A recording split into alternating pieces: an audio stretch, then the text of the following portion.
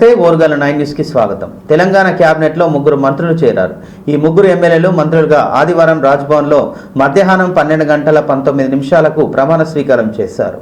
సామాజిక సమీకరణలకు ప్రాధాన్యత ఇస్తూ సీఎం రేవంత్ రెడ్డి తన టీంను విస్తరింపజేస్తున్నారు. ప్రమాణ స్వీకారం చేసిన మంత్రుల్లో లక్ష్మణ్, వివేక్, శ్రీహరి ఉన్నారు. ఈ ముగ్గురు ఎమ్మెల్యేలకు సీఎం రేవంత్ రెడ్డి అభినందనలు తెలియజేశారు. ఇదిలా ఉండగా తెలంగాణ క్యాబినెట్ విస్తరణలో సామాజిక సమీకరణలకు ప్రాధాన్యత కల్పిస్తున్నారు సీఎం రేవంత్ రెడ్డి. ఎస్సీ మాల, ఎస్సీ మాదిగ, బీసీ ముజరాజ్ సామాజిక వర్గాల నుంచి క్యాబినెట్లోకి గడ్డం వివేక్, అడ్లూరి లక్ష్మణ్, వాకిటి శ్రీహరికి చోటు కల్పించారు.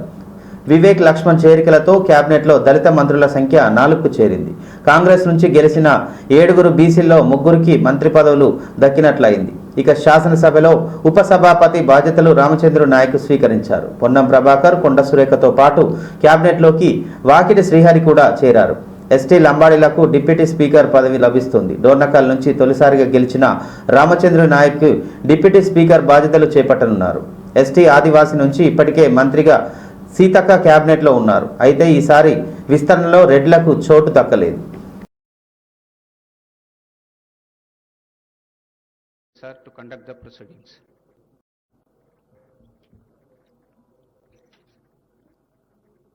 Honorable Governor, sir, I may kindly be permitted to commence the proceedings, please. With the kind permission of the Honorable Governor, I read out the names of the ministers designate for the state of Telangana to take the oath of office and the oath of secrecy. I request the Honorable Governor to kindly administer the oath of office and the oath of secrecy to the ministers designate of the state of Telangana. Cabinet Ministers, Sri Vivek Venkat Swami Garu.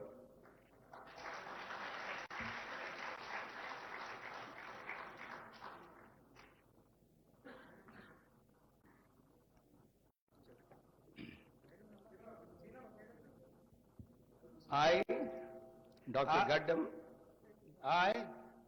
Dr. Gaddam Vivek Venkateswamy, do swear in the name of God that I will bear true faith and allegiance to the Constitution of India as by law established, that I will uphold the sovereignty and integrity of India, that I will faithfully and conscientiously discharge my duties as a minister for the state of Telangana, and that I will do right to all manner of people in accordance with the Constitution and the law, without fear or favor, affection or ill will.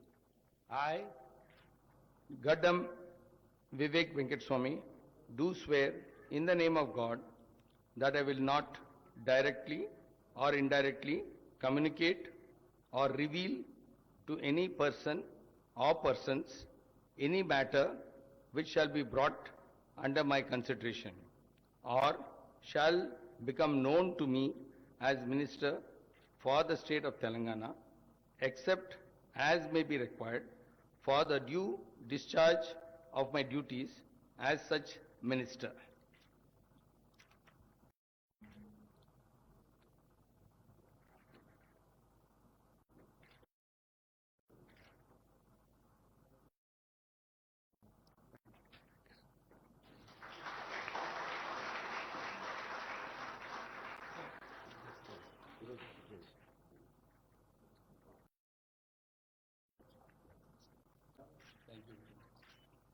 శాసనం ద్వారా నిర్మితమైన భారత రాజ్యాంగం పట్ల నిజమైన విశ్వాసం, విధేయత చూపుతానని, భారతదేశ సార్వభౌమాధికారాన్ని, సమగ్రతను కాపాడుతానని, తెలంగాణ రాష్ట్ర మంత్రిగా నా కర్తవ్యాన్ని శ్రద్ధతో, అంతఃగత శుద్ధితో నిర్వర్తిస్తానని, భయం కానీ, పక్షపాతం కానీ, రాగద్వేషాలు కానీ లేకుండా రాజ్యాంగాన్ని, శాసనాలను అనుసరించి ప్రజలందరికీ న్యాయం చేకూరుస్తానని దైవ సాక్షిగా ప్రమాణం చేస్తున్నాను.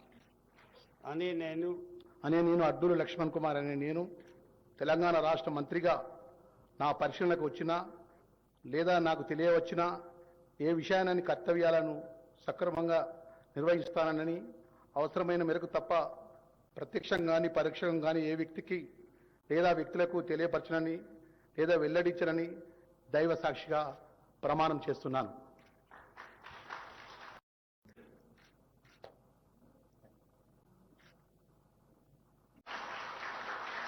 విధేయతను చూపుతానని, భారతదేశ సార్వభౌమాధికారాన్ని సమగ్రతను కాపాడుతానని, తెలంగాణ రాష్ట్ర మంత్రిగా నా కర్తవ్యాలని శ్రద్ధతో అంతఃకరణ శుద్ధితో నిర్వహిస్తానని, భయం గాని పక్షపాతం గాని రాగద్వేషాలు గాని లేకుండా రాజ్యాంగాన్ని శాసనాలను అనుసరించి ప్రజలందరికీ న్యాయం చేకూరుస్తానని దైవ సాక్షిగా మనస్ఫూర్తిగా ప్రమాణం చేస్తున్నాను అని నేను వాకిటి శ్రీహరి అని నేను తెలంగాణ రాష్ట్ర మంత్రిగా నా పరిశీలనకు వచ్చిన లేదా నాకు తెలియవచ్చిన ఏ విషయాన్ని నా కర్తవ్యాలను సక్రమంగా నిర్వహించేందుకు అవసరమైన మేరకు తప్ప ప్రత్యక్షంగా గాని పరోక్షంగా గాని ఏ వ్యక్తికి లేదా వ్యక్తులకు తెలియపరచనని లేదా వెల్లడించనని దైవ సాక్షిగా పవిత్ర హృదయంతో ప్రమాణం చేస్తున్నాను.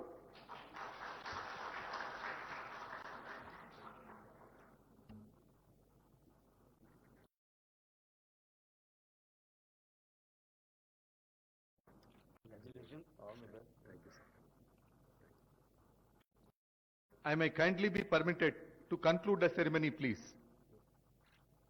With the Jubilee Hills MLA Maganti Gopinath భౌతిక గాయానికి మాజీ సీఎం కేసీఆర్ నివాళులర్పించారు. గోపీనాథ్ భౌతిక గాయాన్ని చూసిన కేసీఆర్ కన్నీళ్లు పెట్టుకున్నారు. ఆయన కుటుంబ సభ్యులను ఓదార్చారు. అనారోగ్యంతో కన్నుమూసిన జూబ్లీహిల్స్ ఎమ్మెల్యే మాగంటి గోపీనాథ్ భౌతిక గాయాన్ని మాదాపూర్ కాపూరి హిల్స్లోని తన నివాసానికి తరలించారు. జూన్ 8న సాయంత్రం 4 గంటలకు మహాప్రస్థానంలో మాగంటి అంత్యక్రియలు చేశారు. ప్రభుత్వ అధికార లాంఛనలతో మాగంటి అంత్యక్రియలు నిర్వహించారు. మాగంటి గోపీనాథ్ గత కొన్ని రోజులుగా కిడ్నీ సమస్యలతో బాధపడుతున్నారు. ఈ 3 నెలల క్రితం కూడా ఏఐజీ ఆసుపత్రిలో చేరారు. అప్పట్లో డయాలసిస్ చూపించుకున్నారు. మళ్లీ గుండెపోటు రావడంతో జూన్ 5న కుటుంబ సభ్యులు ఆయనను గచ్చిబౌలిలోని ఏఐజీ ఆసుపత్రిలో చేర్పించారు. గత 3 రోజులుగా వెంటిలేటర్ పైనే మాగంటి చికిత్స అందిస్తున్నారు డాక్టర్లు. ఆరోగ్యం తీవ్రంగా విషమించడంతో ఇవాళ ఉదయం తుది శ్వాస విడిచారు.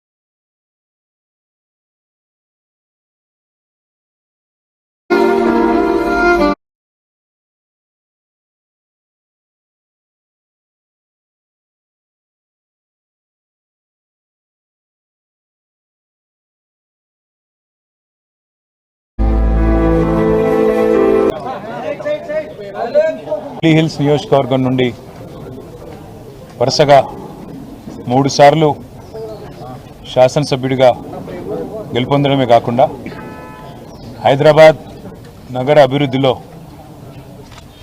ఒక ప్రముఖ పాత్ర పోషించిన మృదు స్వభావి మా సోదరుడు శ్రీ మాగంటి గోపీనాథ్ గారు గత కొద్ది కాలంగా అస్వస్థతగా ఉన్న విషయం మీ అందరికీ కూడా తెలిసిందే. ఇవాళ ఉదయం వారు హాస్పిటల్లో మరి మృతి చెందిన విషయం కూడా మాకు ఉదయమే డాక్టర్ల ద్వారా తెలిసింది. నిజంగా ఇది బీఆర్ఎస్ పార్టీకి అదేవిధంగా హైదరాబాద్ నగరంలో అభివృద్ధిని అదేవిధంగా హైదరాబాద్ నగరంలో ఇక్కడ ఉన్న అందరితో కలివిడిగా ఉండే ఒక నాయకుడిని కోల్పోవడం అనేది అందరికీ కూడా తీవ్రమైన ఆవేదనని, తీవ్రమైన బాధని కలిగిస్తున్న సందర్భం. మీడియాని, అదేవిధంగా మిగతా మా కార్యకర్తల్ని కూడా కోరేది, ఈరోజు వాళ్ళ గోపీనాథ్ గారి ఏర్పాట్లన్నీ కూడా మధ్యాహ్నం 3 నుంచి కాకముందే ఇక వచ్చిపోయే వాళ్ళకి, వచ్చిపోయే విఐపీలకు కూడా మనం కొద్దిగా జూబ్లీహిల్స్ శాసన మాగంటి గోపీనాథ్ గారి మరణం టీఆర్ఎస్ పార్టీకి, మాకు తీరని లోటుగా భావిస్తూ ఉన్నాం. వారి ఆత్మకు ఆ భగవంతుడి శాంతి చేకూర్చాలని, వారి కుటుంబం మనోనిబ్బరంతో ఉండాలని, వారి కుటుంబానికి పార్టీ పక్షాన, మా పక్షాన ఒక ప్రగాఢ సానుభూతిని తెలియజేస్తా ఉన్నాం. మాగంటి గోపీనాథ్ గారు చాలా నేత్రుడు, వారి కుటుంబానికి నిజంగానే తట్టుకోవడం చాలా కష్టం. ఇటు నియోజకవర్గంలో కూడా ఎప్పుడు ప్రజల మధ్యలో ఉంటూ, ఇప్పుడు కాలనీ సంక్షేమ సంఘం వాళ్ళు వచ్చి చెప్తా ఉన్నారు, 2 రోజులకు ఒకసారి కలిసేవాడు. మాకు ఏ చిన్న సమస్య ఉన్నా మేము మాకు పెద్ద దిక్కుగా ఉండడానికి పరిగెత్తుకొచ్చే వాళ్ళు కోరుతూ మరొకసారి వ్యక్తి ఈ రోజు మనందరికీ దూరం కావడం నిజంగా బాధాకరం అని చెప్పేసి తెలియజేస్తూ, వారి కుటుంబ సభ్యులకు మరి నా సానుభూతిని తెలియజేస్తూ, చాలా చురుగ్గా ఉండే వ్యక్తి. సంవత్సరాల నుండి పనిచేసేటప్పుడు, నేను యువజన కాంగ్రెస్లో పనిచేసేటప్పుడు మా ఇద్దరం కూడా న్యూ ఎమ్మెల్యే క్వార్టర్స్లో తరచూ కలుసుకునే వాళ్ళము. నేను భారం ప్రజల మధ్యలో ఉండాలి, ప్రజలకు సేవ చేయాలన్నట్టు ఒక సంకల్పంతో ముందుకు పోయేటువంటి వ్యక్తి కాబట్టి, ఆయన ఆరోగ్యాన్ని కూడా ఆయన లెక్క చేయకుండా ప్రజల మధ్యలో ఉండి ఈరోజు మనందరికీ దూరం అయ్యాడు. ఆ భగవంతుని నేను మనసా వాచా వేడుకుంటా ఉన్నాను. ఆయన ఆత్మకు శాంతి కలగాలని, వారి కుటుంబానికి మనోధైర్యాన్ని ఇవ్వాలని తప్పకుండా. మరి అఫ్సోస్ కి బాత్ హై హైదరాబాద్ నాంపల్లి ఎగ్జిబిషన్ గ్రౌండ్ లో చేప ప్రసాదం పంపిణీ మొదలైంది. జనం భారీగా తరలి వచ్చారు. బత్తిన కుటుంబ సభ్యులు చేప ప్రసాదం పంపిణీ చేస్తున్నారు. అస్తమా బాధితుల కోసం 180 ఏళ్లుగా మృగశిర కార్తె రోజు చేప మందు పంపిణీ చేస్తున్నారు. చేప ప్రసాదం కోసం వచ్చేవారు ఇబ్బందులు పడకుండా రాష్ట్ర ప్రభుత్వం ఇప్పటికే అన్ని ఏర్పాట్లు చేసింది. 16 కౌంటర్లు, మొత్తం 4-5 లక్షల మంది వరకు వస్తారని బత్తిన కుటుంబ సభ్యులు అంచనా వేస్తున్నారు. శుక్రవారం దాదాపు 10,000 మందికి పైగా ఎగ్జిబిషన్ గ్రౌండ్ కు చేరుకున్నారు. వారిలో యూపీ, మహారాష్ట్ర, రాజస్థాన్, ఒడిశా, ఛత్తీస్గఢ్ తదితర రాష్ట్రాలకు చెందిన వారు ఉన్నారు. మొత్తం 42 క్యూ లైన్లు ఏర్పాటు చేశారు. మొత్తం 16 కౌంటర్లో చేప పిల్లలకు సంబంధించిన టోకెన్ ఇవ్వనుండగా శుక్రవారం 9 కౌంటర్లు జారీ చేశారు. ఒక చేప పిల్లకి 40 రూపాయల చొప్పున కలెక్ట్ చేస్తున్నారు. ఫిషరీస్ డిపార్ట్మెంటు అధికారులు మొత్తం 1,00,000 చేపలను అందుబాటులో ఉంచారు. వాలంటీర్లు 400 మంది ఉండగా 2,000 మంది పోలీసుల బందోబస్తుతో నిర్వహిస్తున్నారు. చేపపిల్ల ప్రసాదం కోసం వచ్చే వారిని దృష్టిలో పెట్టుకొని ఆర్టీసీ ఆదివారం 60 బస్సులు, సోమవారం 80 బస్సులను ప్రత్యేకంగా నడపనుంది.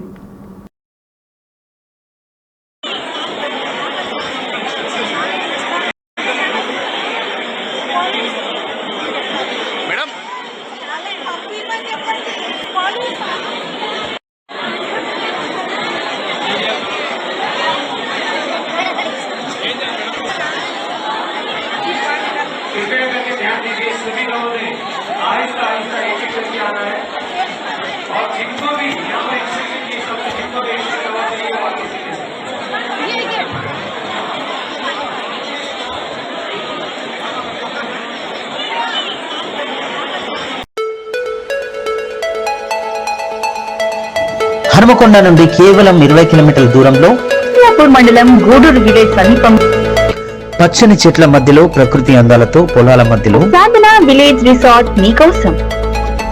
సాధన village resorts, games room, play ground, swimming pool, sound system, food supply, మీకు కావలసిన వస్తువులు, 4 ఏసీ కాటేజ్లతో ఆహ్లాదకరమైన ప్రదేశంలో తీర్చిదిద్దాం. Sadhana lodge, AC, non AC room, Alankar centre, Hanumakonda సౌకర్యం కలదు. అతి తక్కువ ధరలతో మీ సాధన విలేజ్ రిసార్ట్స్ మీకు అందుబాటులో. వెంటనే బుక్ చేసుకోండి. 9949122072, 949485960915412612 వాట్సాప్ ద్వారా. అతి తక్కువ ధరలతో మీ సాధన విలేజ్ రిసార్ట్స్ మీకు అందుబాటులో. రాజకీయాల్లో వాజ్పేయికి ఉన్న గౌరవం దత్తాత్రేయకు ఉందని సీఎం రేవంత్ రెడ్డి అన్నారు. ప్రజల కథే నా ఆత్మకథ అనే బుక్కు ఆవిష్కరణలో సీఎం రేవంత్ రెడ్డి పాల్గొని మాట్లాడారు. ఈ సందర్భంగా దత్తన్న అంటే ప్రజల మనిషి అని రేవంత్ కొనియాడారు. దత్తన్న ఏ పదవి చేపట్టినా సరైన న్యాయం చేస్తారని చెప్పారు.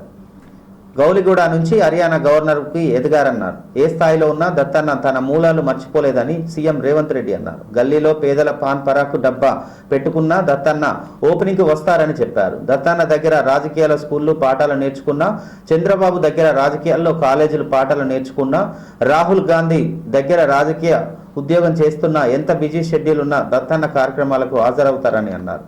ఎంత ఉన్నత పదవిలో ఉన్నా దత్తన్న సామాన్యుడిగానే ఉంటారని చెప్పారు. దత్తాత్రేయ అలై బలై తెలుగు రాష్ట్రాలకే ప్రత్యేకమని, ఈ వేదిక గవర్నర్ పెరేడ్ లాగా ఉంది అని, దత్తాత్రేయను రాజకీయ నేతగా ప్రజలు చూస్తారని, టీజేఆర్ దత్తాత్రేయ ప్రజల్లో గుండెల్లో చిరస్థాయిగా నిలిచిపోతారని, సామాన్యులకు ఏ కష్టం వచ్చినా గుర్తుకు వచ్చేది దత్తాత్రేయనే అని, నేటి తరం నేతలకు దత్తాత్రేయ ఆదర్శమని సీఎం రేవంత్ రెడ్డి మాట్లాడారు. వారికి సంబంధించినటువంటి ఒక చిన్న టాపిక్ అంటే ఇంకెక్కువ రాసి ఉంటారు దత్తాత్రేయ గారు, బట్ నేను అదొకటే. శిల్పకళా వేదికగా ప్రజల కథే నా ఆత్మకథ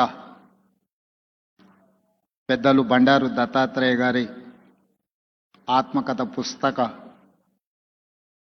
తెలుగు సెషన్ ఈరోజు విడుదల చేసే కార్యక్రమంలో నాతో పాటు మాజీ రాష్ట్రపతి, ఆంధ్రప్రదేశ్ ముఖ్యమంత్రి గారు, అదేవిధంగా ఆంధ్రప్రదేశ్ గవర్నర్ అబ్దుల్ నజీర్ గారు, ఒడిశా గవర్నర్ హరిబాబు గారు, అదేవిధంగా త్రిపుర గవర్నర్ ఇంద్రసేనారెడ్డి గారు, మన రాష్ట్ర గవర్నర్ పెద్దలు జిష్ణుదేవ్ వర్మ గారు, అదేవిధంగా కేంద్ర మంత్రి మిత్రులు జి కిషన్ రెడ్డి గారు ఉన్నప్పుడు కూడా ఢిల్లీకు పార్లమెంట్ సందర్భంలో వెళ్ళిన 2-3 రోజుల కంటే ఎక్కువ అక్కడ ఉండేవాడు కాదు. శుక్రవారం వస్తే మళ్ళీ హైదరాబాద్కే వచ్చి ఏ చిన్న షాప్ లోకల్ కార్పొరేటర్ కూడా ప్రారంభోత్సవానికి రావడానికి వెనక ముందు చేస్తే పెద్దలు దత్తాత్రేయ గారు వచ్చి చిన్న గల్లీలలో పాండప్ప కూడా పేదవాడు ప్రారంభించుకుంటున్నంటే దత్తాత్రేయ గారు వచ్చి ప్రారంభించేవాళ్ళు. ఇదే నాకు వారితో ఉన్న 40 సంవత్సరాల అనుబంధంలో 40 సంవత్సరాల నుంచి దత్తాత్రేయ గారిని చాలా దగ్గరగా నేను వారిని చూస్తున్నా. ఇంతకుముందు రాణి రుద్రమ గారు చెప్పినట్టు దత్తాత్రేయ గారి కుటుంబంతో, పెద్దలు కిషన్ రెడ్డి గారి కుటుంబంతో నాకు చాలా సన్నిహిత సంబంధాలు ఉన్నాయి. అది అందరికీ తెలుసు. నేను మొన్న నీతి ఆయోగ్లో పాల్గొన్నప్పుడు ప్రధానమంత్రి గారితో మధ్యాహ్నం భోజన వేదిక మీద కూర్చున్నప్పుడు వారు చంద్రబాబు నాయుడు గారిని చూపించి ఆప్కే సాథీ ఇద్దరే అని అంటే నేను చెప్పా, నేను స్కూల్ మీ దగ్గర చదువుకున్నా, కాలేజ్ ఆయన దగ్గర చదువుకున్నా, ఇప్పుడు ఉద్యోగం రాహుల్ గాంధీ గారి దగ్గర చేస్తున్నా. సో నాకు మీ దాంట్లో కూడా అందరితో పరిచయం ఉందని, ముఖ్యంగా ఈ వేదిక మీద ఉన్న ఇంతకుముందు శ్రీనివాస్ వర్మ గారు చెప్పిన భారతీయ జనతా పార్టీ రాష్ట్ర అధ్యక్షుల గురించి జీవన శైలి విధానంలో చాలా తెలంగాణ రాష్ట్రంలో ముఖ్యంగా ఈ జంట నగరాలలో బండారు దత్తాత్రేయ గారిని గౌరవించని రాజకీయ నాయకుడే లేడి. ఏ పార్టీ అయినా అయి ఉండొచ్చు. ప్రభుత్వంలో కాంగ్రెస్లో ఉన్న మంత్రివర్గం మొత్తం ఇక్కడనే ఉంది. మంత్రివర్గ సమావేశం నేను ఇక్కడనే పెట్టుకోవచ్చు అన్నట్టుగా ఉంది. ఎందుకంటే ఎవరు కూడా దత్తాత్రేయ గారిని భారతీయ జనతా పార్టీ నాయకుడనో లేకపోతే భారతీయ జనతా పార్టీ కార్యక్రమానికి పోతున్న భావన లేదు. ఒక మర్యాద కలిగిన రాజకీయ నాయకుడి కార్యక్రమానికి వెళ్తున్నామని చెప్పి ఈరోజు అందరి వేదిక మీద కనిపించడం జరిగింది. అన్ని పంచిపెట్టేసి బాధ్యత తీరినట్టుగా వివరించేవాడు బండారు. అదేవిధంగా పెద్దలు జిష్ణుదేవ్ వర్మ గారు ఈ సభను ఉద్దేశించి చెన్నూరు ఎమ్మెల్యే మంత్రిగా ప్రమాణ స్వీకారం చేస్తున్న వివేక్ వెంకటస్వామి ఇంటి దగ్గర పండుగ వాతావరణం నెలకొంది. చెన్నూరు, పెద్దపల్లి అసెంబ్లీ, పార్లమెంటు నియోజకవర్గాల నుంచి వేల సంఖ్యలో కార్యకర్తలు తరలి వచ్చారు. మంత్రిగా ప్రమాణ స్వీకారం చేస్తున్న వివేక్ వెంకటస్వామికి అభినందనలు తెలియజేశారు. ఈ సందర్భంగా ఇంటి దగ్గర బాణసంచా కాలుస్తూ సంబరాలు చేసుకున్నారు. కార్యకర్తలు నేతలతో కలిసి డ్యాన్స్ చేశారు. పెద్దపల్లి ఎంపీ గడ్డం వంశీకృష్ణ మంచిర్యాల, పెద్దపల్లి, చెన్నూరులో కూడా కాంగ్రెస్ శ్రేణులు సంబరాలు జరుపుకున్నారు. జైపూర్ మండల కేంద్రంలో బాణాసంచాలు కాల్చిన సంబరాలు జరుపుకుంటున్నారు. మచ్చలేని నాయకుడు, పేద ప్రజల బడుగు బలహీన వర్గాల కోసం పనిచేసే నాయకుడు వివేక్ వెంకటస్వామి అని ఎమ్మెల్యే సేవలను కొనియాడారు. వివేక్ వెంకటస్వామికి మంత్రి పదవి రాకుండా ఎంతో మంది అడ్డుకున్నారని, ఆయన చేసిన సేవలే ఆయన గుర్తించి అధిష్టానం మంత్రి పదవి ఇచ్చిందని పేర్కొన్నారు.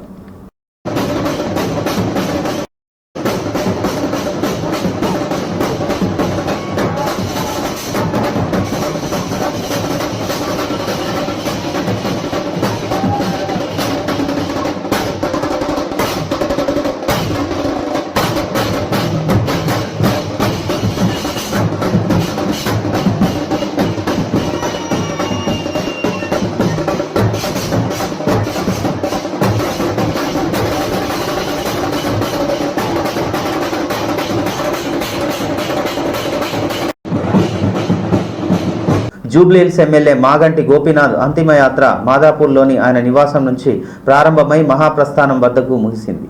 మాదాపూర్ నిరుస్ Jubilee Hills check post road number 45 film Nagar మీదుగా అంతిమయాత్ర సాగింది. అంతిమయాత్రలో కేటీఆర్, హరీష్ రావుతో పాటు మాగంటి అభిమానులు, బీఆర్ఎస్ శ్రేణులు, కార్యకర్తలు భారీ సంఖ్యలో తరలివచ్చి మాగంటి గోపీనాథ్ కడసారి వీడ్కోలు పలికారు. జూబ్లీహిల్స్ ఎమ్మెల్యే మాగంటి గోపీనాథ్ ఏఐజీ ఆసుపత్రిలో చికిత్స పొందుతూ ఆదివారం తెల్లవారుజామున 5 గంటల 40 నిమిషాలకు మృతి చెందిన సంగతి తెలిసిందే. జూబ్లీహిల్స్ నుంచి మాగంటి గోపీనాథ్ 3 సార్లు ఎమ్మెల్యే గెలిచారు.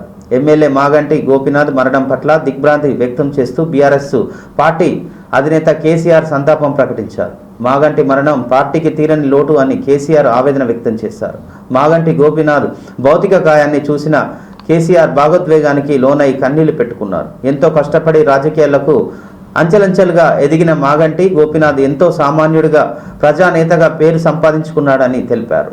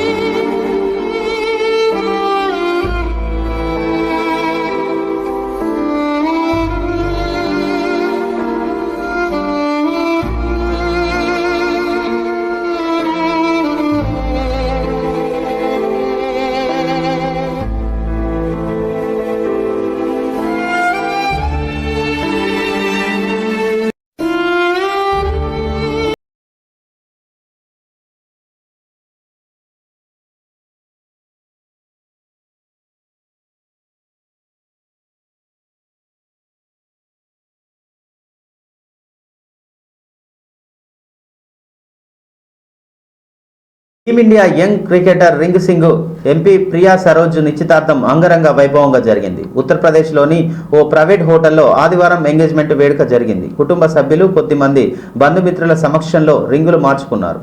రింగ్ సింగ్ ప్రియా సరోజ్ ఈ ఎంగేజ్మెంట్ వేడుకకు యూపీ మాజీ సీఎం ఎస్పీ అధినేత అఖిలేష్ యాదవ్, ఆయన సతీమణి డింపుల్ యాదవ్, జయా బచ్చన్, శివపాల్ యాదవ్, ప్రవీణ్ కుమార్ వంటి సీనియర్ సమాజ్వాదీ పార్టీ నాయకులు హాజరయ్యారు. మాజీ క్రికెటర్లు ప్రవీణ్ కుమార్, పీయూష్, యూపీ రంజీ జట్టు కెప్టెన్ అరియాన్ జోయల్ రింగు సింగ్ నిశ్చితార్థానికి వేడుకలకు అటెండ్ అయ్యారు. రింగు ప్రియాల నిశ్చితార్థ వేడుకలకు సంబంధించిన ఫోటోలు సోషల్ మీడియాలో వైరల్గా మారాయి. ఇందులో వైట్ కలర్ కోట్లో రింగు, గులాబీ రంగు దుస్తుల్లో ప్రియా మెరిసిపోయారు. దీంతో రింగు సింగ్ జోడీకి పలువురు సినీ, రాజకీయ, క్రీడాకారులు శుభాకాంక్షలు తెలిపారు.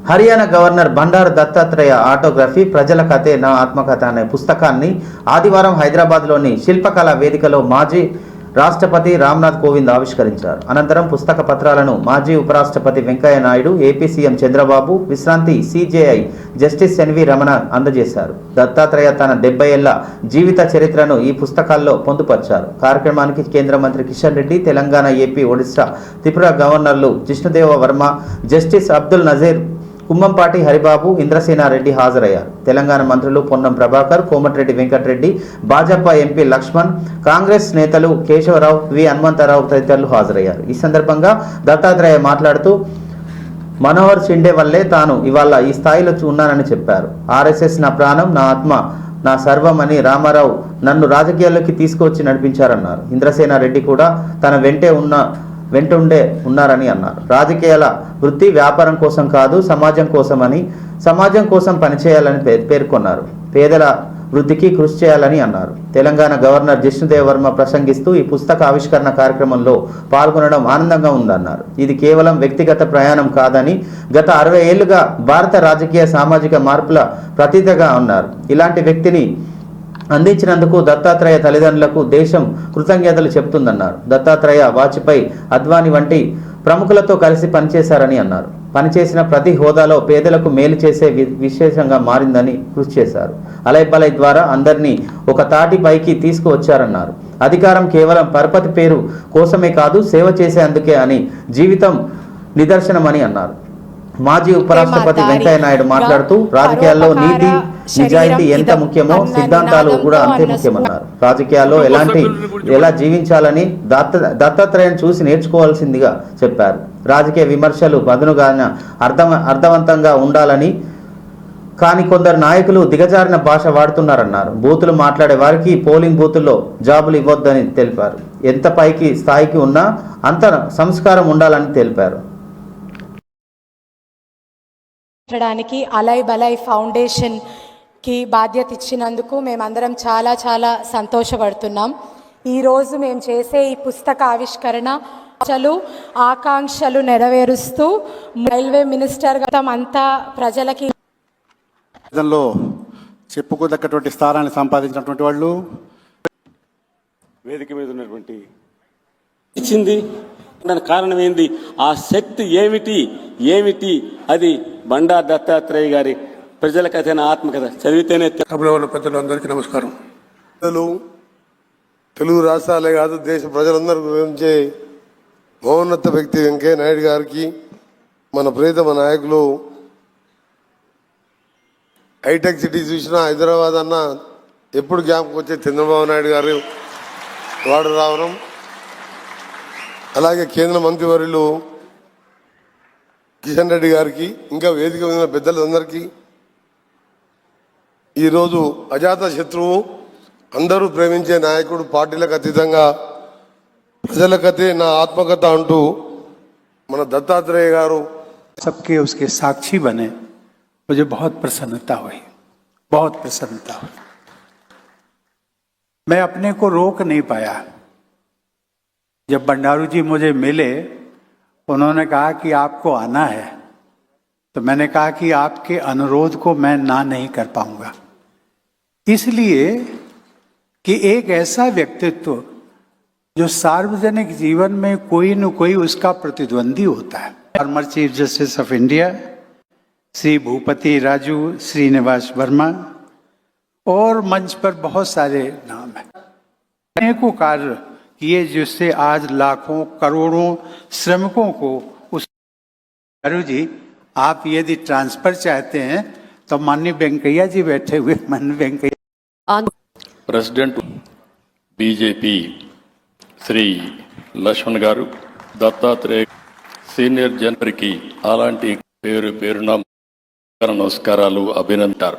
దత్తాత్రేయ గారు అభిమానంగా దత్తన్న సేవలు సాధారణ స్వయం సేవకు నుంచి ఉన్నత స్థాయికి దిగిన వ్యక్తిత్వం, పోరాటాలు అందరినీ ఒక త్రాటి మీదకి తెచ్చిన వ్యక్తి. రాష్ట్రాల్లో అజాత శత్రువు అంటే, ఒక ఆదర్శమైనటువంటి రాజకీయ జీవితం అంటే మనందరికీ గుర్తొచ్చేది ఎప్పుడు కూడా ఊహించలేదు అని రాస్తాడు. స్థానంలో ఉన్న ఎప్పుడు సాధారణమైన కార్యకర్తగానే ప్రవర్తిస్తూ ఉంటారు. 65 ఏళ్ల పాటు ప్రజాసేవలో తపనతో పనిచేశారు. ప్రభుత్వాలకు ముఖ్యమంత్రికి లేఖలు రాస్తూ, లేఖలు రాయడానికి అంబాసిడర్గా ఒక ట్రెండ్. నేను ముఖ్యమంత్రిగా ఉన్నప్పుడైతే ఎన్ని లేఖలు రాసేవాడో నాకే గుర్తు. మోహన్ భాగవత్తో బంగారు లక్ష్మణ్ నిబద్ధత 91లో మొదటిసారిగా ఎంపికయ్యారు. ఎంపీగా త్రేయ గారు, రెండు పక్కనే కిషన్ రెడ్డి దత్తాత్రేయ గారు మంత్రిగా ఉండి, అదే మరి జాతీయ అధ్యక్షుడిగా ఉండి దృక్పథం రెండు కలిగిన వ్యక్తి బండారు దత్తాత్రేయ గారు అని చెప్పి నేను నాకు గుర్తొచ్చో. టెక్నాలజీకి ప్రాధాన్యత ఇచ్చాం, కానీ మన సాంప్రదాయాలు మర్చిపోకూడదు.